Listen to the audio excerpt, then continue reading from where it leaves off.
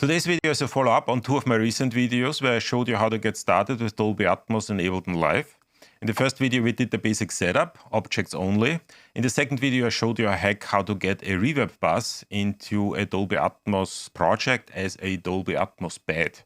So we essentially created a 7.1.2 bed in Ableton Live, which technically isn't multi-channel. So this was pretty cool. Now, in order to do that, we needed a couple of plugins, and these plugins were actually not particularly inexpensive. They actually cost a little bit of money, so I felt it makes sense to give a second approach, or to show you a second approach that is much, much cheaper, but achieves almost the same thing, and this is what we're going to do today. So today I'm going to use a free piece of software in order to create a Dolby Atmos bed within Ableton Live. How cool is that?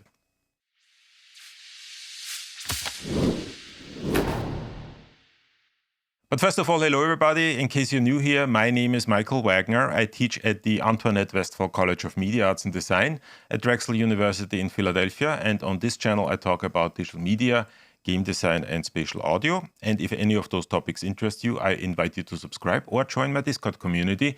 An invite link is in the description below. And since you're already at it, please don't forget to press the like button, because we have to do that. And with that being said, let's get started. Now, the project that I'm going to use today is exactly the same project that I used in my last videos. So it is a very simple track that essentially consists out of two loops. If you want to know how we got to that point, I invite you to look at the first video that I did. I'm going to leave a link in the description below.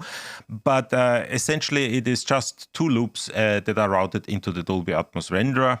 And they make up our very basic Dolby Atmos projects. Let's just have a brief listen to how everything sounds.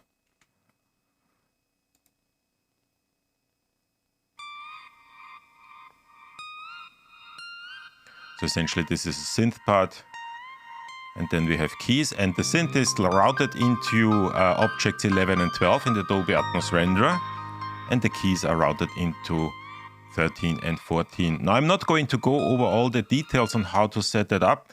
Just as a brief recap, in order to get a Dolby Atmos project started in Ableton Live, there are a couple of things we need to do. We need to, first of all, set the output to be the Dolby Atmos bridge.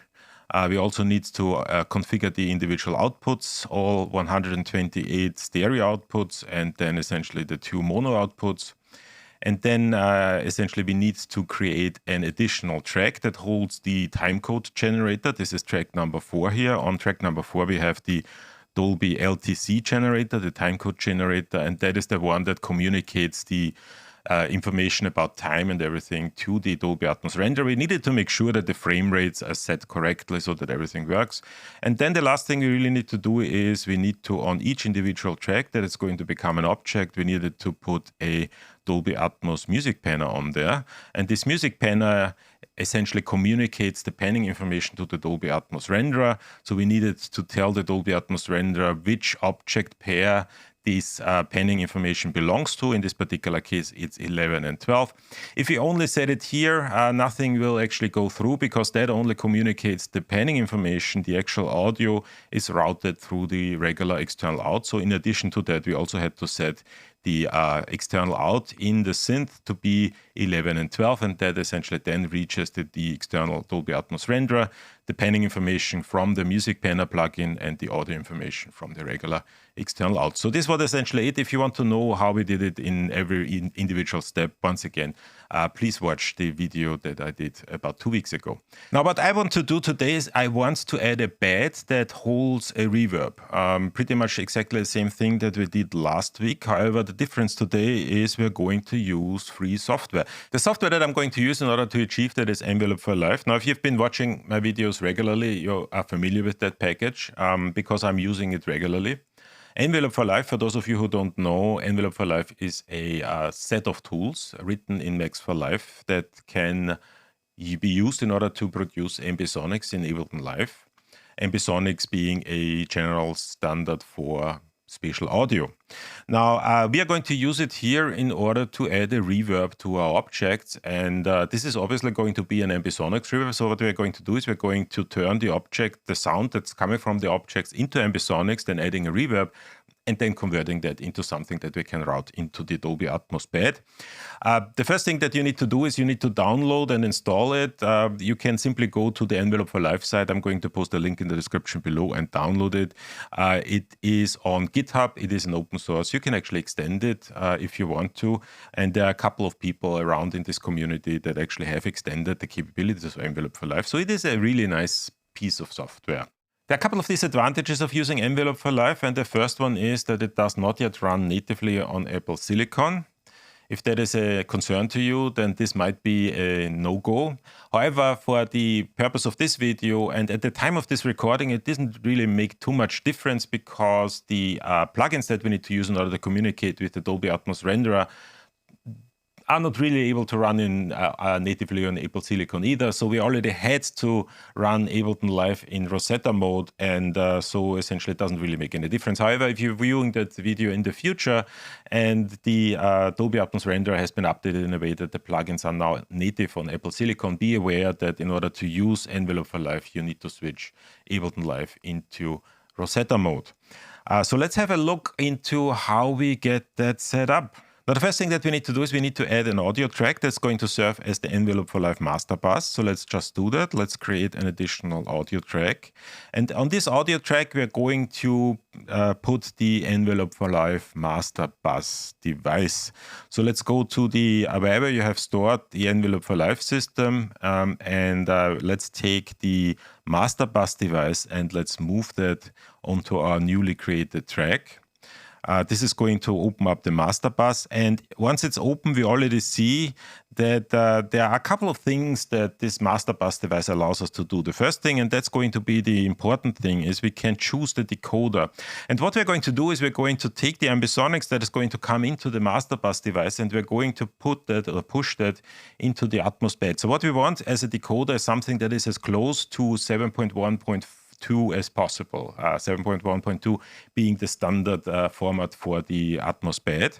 Now, unfortunately, in the decoders that are available to us, the best we can do is 7.1. So this is one of the disadvantages of this approach. We can't really do a 7.1.2. However, Ableton Envelop for Live has the capability to be extended. So if you are a developer out there that is interested in kind of making a contribution to this particular field, it would be really interesting. It would be really awesome to have a 7.1.2 decoder here that would allow us to use Envelop for Live natively in such a way that we can actually use all the 10 channels in the Atmos bed. Now, for our particular purpose, a 7.1 is probably good enough because we are really mainly interested in music production, and in music production we don't really care that much about kind of hate information. So it's really kind of more the experience that we're getting. So while it's not perfect, it's probably good enough for what we want to do. The next thing we need to do is we need to turn off the monitoring, because what that would normally do is it would send the original audio signal through to monitors 1 and 2. We don't want to have that. What we want is we want these 8 channels that are coming through the 7.1 decoder, and we want to route them to the individual outputs. And that is something that we can simply set up here in the output routing of the master bus device. So what we're going to do is we're going to set the first two to channels 1 and 2, and 3, 4 is going to be channel 3, 4, and 5, 6 is going to be channel 5, 6, and the last one, I hope you can read that. That's all very, very small. I apologize for that. 7, 8. And once again, we only have 8 channels, so we don't really care about the next and the next 2. So this will essentially guarantee that the 7.1 information that is coming through the Envelop for Live decoder is going to be sent out to the first 8 channels, and those are going to be routed into the first 8 channels of the Dolby Atmos bed in the Dolby Atmos renderer. So the next thing we need to do is we simply need to take the individual objects, and we need to route these objects into, or we need to pen them into the Envelop for Live system. So in order to do that, so let's just do that for the synth, for example. So let's go to the synth. And what we're going to do is we are going to add a source penner device after the Dolby Atmos panner device. And what this will essentially do is it will take the audio that is coming after the panner, and just to be perfectly clear, the audio that is coming after the panner isn't really panned by the Dolby Atmos panner. The Dolby Atmos panner is just sending panning information to the Dolby Atmos renderer. So the audio that's coming here, that is reaching the master, the source panner, the Envelop for Live source panner, is the unchanged audio, really. That is the original audio. And this will essentially kind of change the audio and will turn it into an ambisonic signal. This ambisonic signal is then routed into Max for Live. And in Max for Live, it is routed back into the master bus, in the Envelop for Live master bus device. Now, there's one thing that we need to be aware of. As soon as we put an Envelop for Live device onto our track, the Envelop for Live device will want to change the output. So it will essentially change everything to sense only. The reason for that is simply because if you're only working with Envelop for Live, you don't really want the original signal to be sent any further. You only want the signal that is going through the source panner and is going to be converted into ambisonics, and that is going to be routed back into the master bus device, the Envelop for master bus device, but you don't really want the original signal to be sent any further. Now, in our particular case, this is actually not true, because we want the original signal to be sent into the object of the Dolby Atmos renderer, and we just want this ambisonic signal as an additional signal that we are going to send, that we are going to add a reverb on, and that we are going to send on to the bed. So one thing that you need to do once we have completed that, and I'm not going to do that now because there are 2 additional devices that I'm going to put on here, but once I've completed the setup here, what I have to do is I have to go back to the export settings. I have to go back there and kind of change that back to external out channels 13 and 11 and 12. So now the signal is essentially an ambisonic signal, and after this, it has been converted into an ambisonic signal. I want to add a reverb to that, and the way to simply do that is to take the Envelop for Live reverb device, and there are really 2 reverb devices. What I'm going to do here is I'm going to take the convolution reverb, and I'm going to just add that to the track here. So that's going to open up. It's now connecting the source panner with the convolution reverb, and that now takes the original signal. It's going to pan that signal. It's then going to run that through a convolution reverb, and this is a B format convolution reverb, so an ambisonics reverb. It comes with a set of convolution forms, so it's already set up to work. However, you can actually switch those out. There are entire libraries of convolution kind of waveforms that you can use for different rooms that kind of simulate different types of rooms. For our particular purpose, we're just going to leave it the way it is. And this is going to then forward the signal with the reverb to our master bus device. Now, what we want to do is we want to just send the reverb. So we're going to, first of all, switch the dry wet knob to wet completely. So 100% wet. And then there's one additional change that we need to make, and I'm not completely sure why that is, but when you originally set up the convolution reverb, it is set up such a way that essentially the waveforms are rotated by 90 degrees, and this unfortunately gives the wrong impression. So what we need to do is we need to set that is here is 90, 0, 0. What we need to do is we need to set that back to 0, and that essentially then will work. Now, the one thing that I don't really have yet is I don't really have a control over the gain of the reverb. So one thing that I can do is I can add a meter device, and that's the last thing that I'm going to do here. Let's add a meter device at the end of this chain, and this meter device will essentially allow me to change the gain setting. So I have a slider here that is currently set at 0 dB, and I can essentially then kind of change that reverb. So let's have a listen. Before we do that, I need to do the one thing that I said that I have to do, but actually didn't do yet. I need to switch the out back to the external out, and this is going to be out 11, 12. So let's see what we have so far, and let's maybe just solo that synth here. Now what we see now is that on one hand, and let's go back to the Dolby Atmos renderer, we have the object coming in at channels 11 and 12, and we have the reverb coming in at channels 1 to 8. The first thing that you probably notice, and that is also a little bit of a disadvantage, is that the reverb is actually sending information into the LFE channel.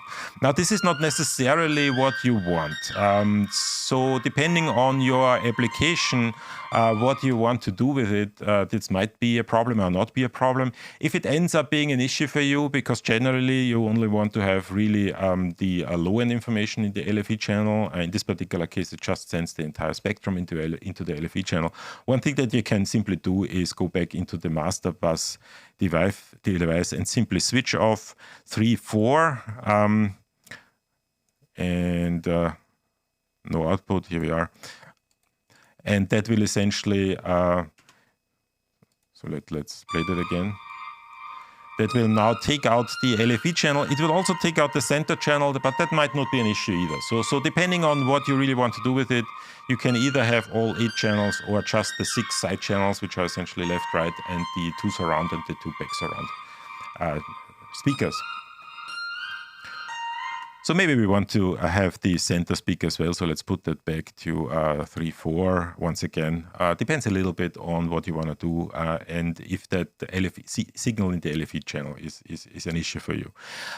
So that's really everything that I need to do. So let's do the same thing for the keys. So once again, same thing. So we're going to take the source panner.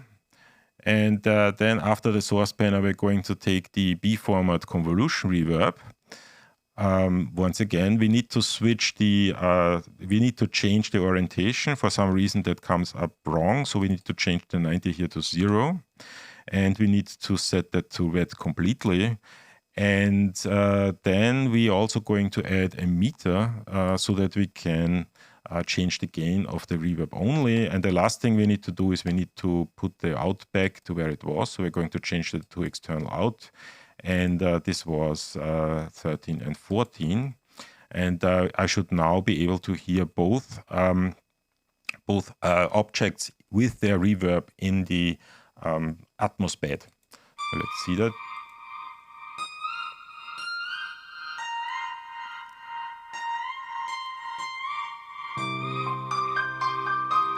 Now, if I want to change the gain on those reverbs, what I can do, let me go to the synth portion here, for example.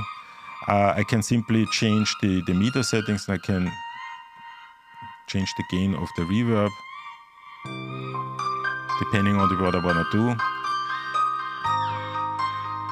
There are 2 things I need to mention. The first thing is that obviously the type of reverb that we have here now is an ambisonics reverb, and it is only a first order ambisonics reverb. So what it's going to do is it's going to convert the third order ambisonic signal that is coming out of the source panel into a first order ambisonic signal after applying the reverb. Now, this isn't really a big issue for us because the resolution will be good enough, even if it's only first order ambisonics.